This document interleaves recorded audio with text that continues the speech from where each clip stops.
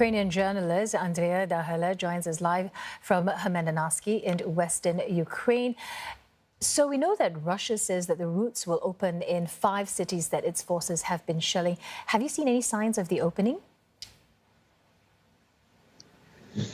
It is really hard to tell because, yes, indeed, Russia says that it's opening 5 routes, but at the same time, the Ukrainian side it says that only one route is open. It is the route, still the same route from Sumy to Poltava. It has been extended for the whole day today.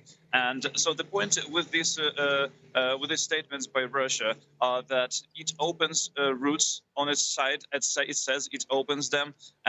These routes mostly lead to Russia itself or to Belarus, which means that most of the people in Ukraine would not be willing to take them at all. And also these routes are not agreed with the Ukrainian side. At the same time, the Ukrainian side is proposing its own routes, which would lead people to safety within Ukraine. But it seems like Russia is not really willing to agree them. So basically, it just keeps doing this unilateral kind of statements, which are a no-go just because they are not agreed by both sides, which is the main requirement for these routes to work.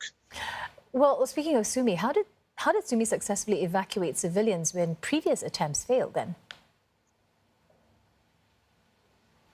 So this is an example of a route that was actually both agreed and the agreement was kept. So yesterday, the whole day, through 2 phases, more than 5,000 people, more than 1,000 private vehicles were evacuated. And today, the extension was announced of this same corridor of the ceasefire along this route from Sumy to Poltava. So from what it seems like on the ground, I think it is right now the question of will from Russia to agree on the routes within Ukraine and keep the ceasefire.